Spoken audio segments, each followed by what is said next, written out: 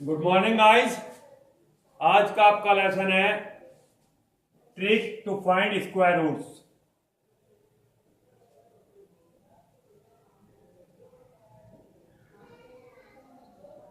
ये square root find करने की ट्रिक है कि हम square root within 1 second और 2 सेकेंड्स कैसे फाइंड करें। उसके लिए मैं पहले आपको 1 से लेके 10 तक के स्क्वायर रूट लर्न कराना चाहता हूं। शायद आपको लर्न भी होंगे,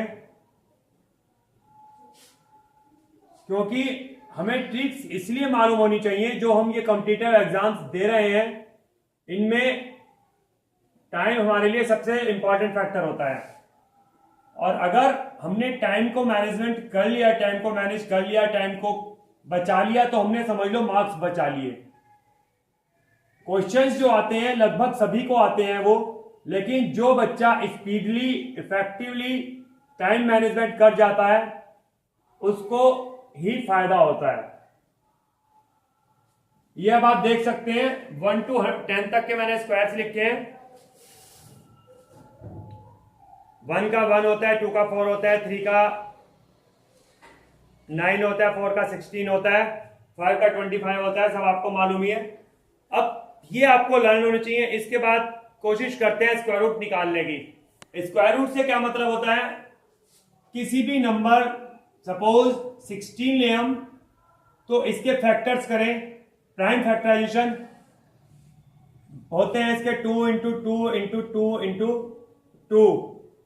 इसके 4 टुकड़े 2 जो आते हैं 4 बार मल्टीप्लाई करके आते हैं। इसके हम दो के पेयर बना लेते हैं, फिर दोनों पेयर में से एक एक ले लेते हैं, तो ये मल्टीप्लाई करके 4 आता है। ये 16 का स्क्वायर रूट होता है।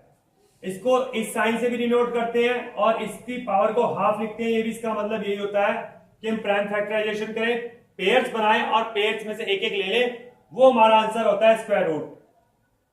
अब स्क्वायर रूट जो हम आज ट्रिक पढ़ने वाले हैं उसके लिए जरूरी है कि कोई भी नंबर जिसका हम स्क्वायर रूट ले वो एक परफेक्ट स्क्वायर हो, यानी कि जब हम उसके प्राइम फैक्टर्स करें तो वो इक्वल पेयर्स बने, कोई एक एक्स्ट्रा ना रहे। जैसे ये पेयर बना, ये पेयर बना, एक और पेयर बना ले, किसी नंबर का करते जा रहा हूं, एक ही रह जाए, ये पेयर बन जाए बट इसका पेयर इनकम्प्लीट रह जाए, ऐसा ना हो। तो जो नंबर जिनके ये पेयर्स कंप्लीट बन जाते हैं उनको हम परफेक्ट स्क्वायर्स कहते हैं, और जिन नंबर के कंप्लीट पेयर्स नहीं बन पाते हैं वो इम्परफेक्ट स्क्वायर्स होते हैं, वो इस मेथड से नहीं निकल पाएंगे।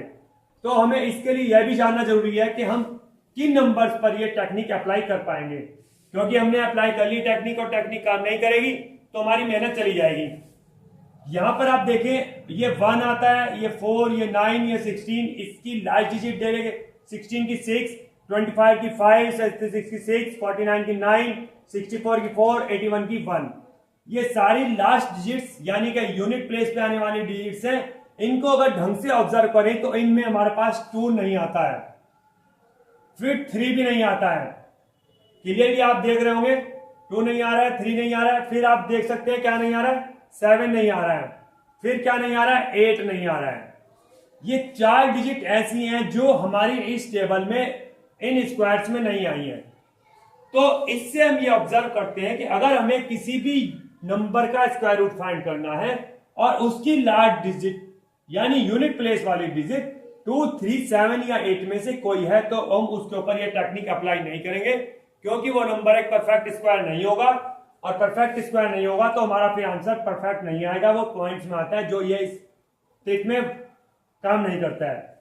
जैसे कोई नंबर लिया 2786, 6 इसके अंदर है, तो ये एक परफेक्ट स्क्वायर बनता है। इसके ऊपर हम वो टेक्निक लगाएंगे जो मैं आपको बताने वाला हूं। अगर यहां पे नंबर होता है कोई 4, 3, 6, 8, इस 8 यूनिट डिजिट पर 8 है और 8 वाले नंबर का स्क्वायर रूट लेंगे तो परफेक्ट स्क्वायर नहीं आएगा, तो हमारी ये ट्रिक अप्लाई नहीं होगी। अब देखते हैं वो ट्रिक कौन सी है। ये तो आप समझ गए ना कि किस नंबर पर ये ट्रिक अप्लाई नहीं करनी है। चलिए तो सबसे पहले एग्जाम ले लेता हूं मैं, कोई छोटा सा, मान लो 729 ले लेता हूं। सबसे पहले हम इसकी यूनिट डिजिट देखेंगे 9। 9 जो है, एक तो 3 का स्क्वायर रूट होता है, 9 का स्क्वायर रूट होता है 3, और एक 9 यहाँ पे आता है 7 के स्क्वायर में। तो हमारी यूनिट डिजिट कंफर्म हो जाती है इससे 3 और 7, या तो 3 यूनिट डिजिट पर होगी, हमारा आंसर क्या है 7 होगी।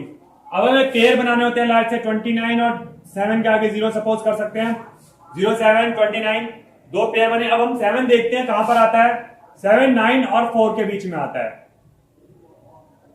4 और 9 के बीच में आता है। 9 का स्क्वायर रूट 3 होता है और 4 का 2 होता है। यहाँ पे हम स्मॉल नंबर लेते हैं, छोटे की इज्जत करते हैं, तो हमारा आंसर हो सकता है 23 और 27। समझ रहे हैं आप ध्यान से। सबसे पहले हमने यूनिट डिजिट कंसीडर करी, यूनिट डिजिट के स्क्वायर रूट्स लिए 3 एंड 7, उसके बाद हमने 7 को कंसीडर किया, 9 4 के बीच में आता है, उनके स्क्वायर रूट होते हैं 2 एंड 3, 2 एंड 3 में स्मॉल नंबर लिखा 2, दोनों के आगे लगाया, 23 और 27 में कोई एक आंसर हो सकता है। अब वो आंसर कैसे फाइंड करना है, उसके लिए हम इस 2 और 3 की मल्टीप्लाई करते हैं। 2 इंटू 3 क्या होता है 6। अब इस 6 और 7 को कंपेयर करते हैं। अगर 7 बड़ा है आपका, यानी कि हमारा जो क्वेश्चन वाला नंबर बड़ा है, तो हमारा ये नंबर आंसर बड़ा होगा, और यहाँ पे क्लियरली 7 बड़ा ही है, तो फिर आंसर 27 होगा। अगर ये नंबर बड़ा होता तो आंसर ये होता है, जो कि अभी पॉसिबल नहीं है, किसी अगले केस में देखेंगे। दूसरा को एग्जाम में लेते हैं, सपोज लेते हैं अगला नंबर, इससे थोड़ा सा बड़ा नंबर ले लेते हैं 1681। एक नंबर होता है 1681 जो भी परफेक्ट स्क्वायर है, उसके बारे में करके देखते हैं। ये लिखा मैंने 1681, आपको मैंने ये भी बताया था इसको ऐसे भी लिख सकते हैं 1681 की पावर हाफ, ऐसे भी आपका क्वेश्चन आ सकता है। लेकिन अभी आपको क्या करना है, हमें पहले यूनिट डिजिट फाइंड करनी है। यूनिट डिजिट या तो 1 से आ सकती है या 81 से आ सकती है। 1 का स्क्वायर रूट 1 होता है, 81 का 9 होता है, या तो 1 हो सकता है 9 हो सकता है। उसके बाद हम इनकी पेयरिंग करते हैं। पेयरिंग करने के बाद हम पहले पेयर को देखते हैं 16 कहां पे आ सकता है, 16 एग्जैक्टली 16 होता है। अब इसमें तो फिर ये हमें बड़ा है छोटा नंबर नहीं देखना है, सीधे सीधे 16 का स्क्वायर रूट 4 होता है, 4 और 4, और ये दोनों इक्वल है। हमने पिछले क्वेश्चन में किया था 23 और 27 में, देखा था कौन सा छोटा था कौन सा बड़ा, लेकिन यहां पर तो 4 ही आ रहा है दोनों जगह, फिर हम छोटे नंबर को प्रेफर करते हैं, तो इसका आंसर हो जाता है 41। आ रहा है समझ में आपको ये केस, क्योंकि यहां पर 4 दोनों जगह आया, तो हमें इन दोनों में कंपेयर नहीं करना है कौन बड़ा कौन छोटा, सिर्फ छोटे को कंसीडर करना होता है 41। राइट, कुछ तो समझ में आया होगा आपकी। फिर एक और कोई नंबर देखना कोशिश करता हूं, इससे आगे चलते हैं, थोड़ा बड़ा नंबर लेते हैं। अब की बार नंबर लेते हैं 5929।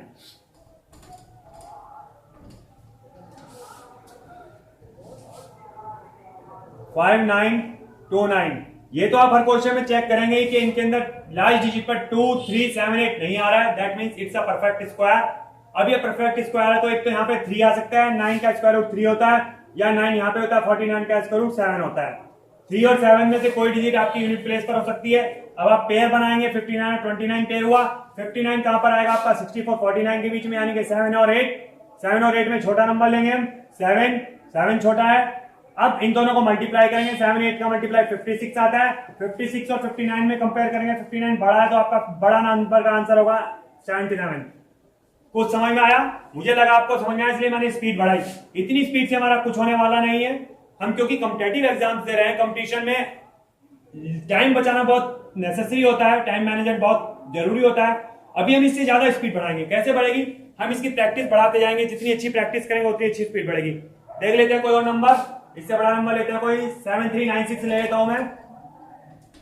देखते हैं 7396 में क्या होता है। स्क्वायर रूट ऑफ 7396 सबकी बार और तेजी से करते हैं। लार्ज डिजिट देखते हैं 6 4 होता है, 16 का और 64 का 8 होता है, 4 और 8 में से कोई हो सकता है।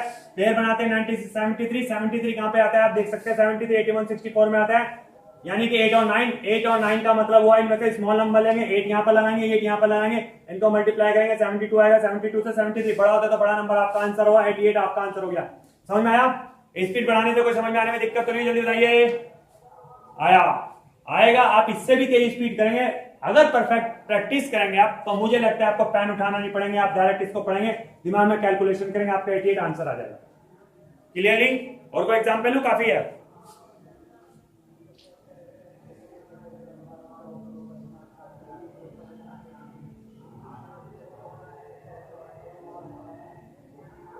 एक इसमें मिस्टेक हुई है जल्दी के चक्कर में, ये हमने 6 लिया होता है, 6 88 में कहीं नहीं होता है, 36 में होता है, तो यहां पे 6 आना चाहिए था,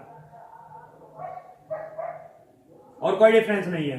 समझ रहे हैं आप? कि 36 लिखा जाना था, स्पीड से लिखते लिखते 86 हो गया। यही स्पीड और प्रैक्टिस का मीनिंग है। प्रैक्टिस ज्यादा होगी स्पीड ज्यादा कर सकते हो, प्रैक्टिस कम होगी स्पीड कम कर सकते हो। इसलिए ज्यादा से ज्यादा प्रैक्टिस करो। कम से कम 50 नंबर आप कल घर पे ट्राई करेंगे, प्रैक्टिस करेंगे। कल आके मुझसे उनको डिस्कस करेंगे, कोई प्रॉब्लम आती है तो मुझसे पूछेंगे। एक आध नंबर और आपको मैं एग्जाम्पल के लिए चलो करा देता हूं। एक लेते हैं नंबर इससे बड़ा 8464।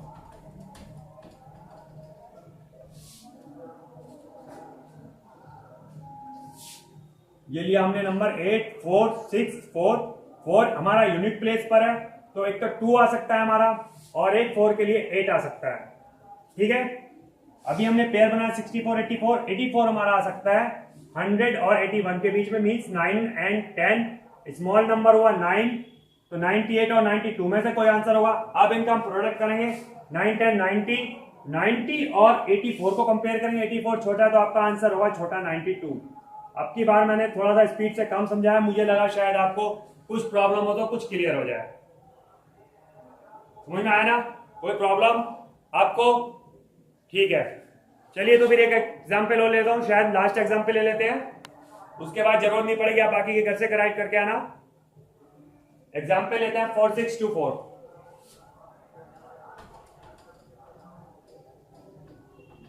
कोशिश कीजिए इतना मैं 4624 लिखता हूं, कुछ किसी आंसर निकल के आए तो बताओ मुझे।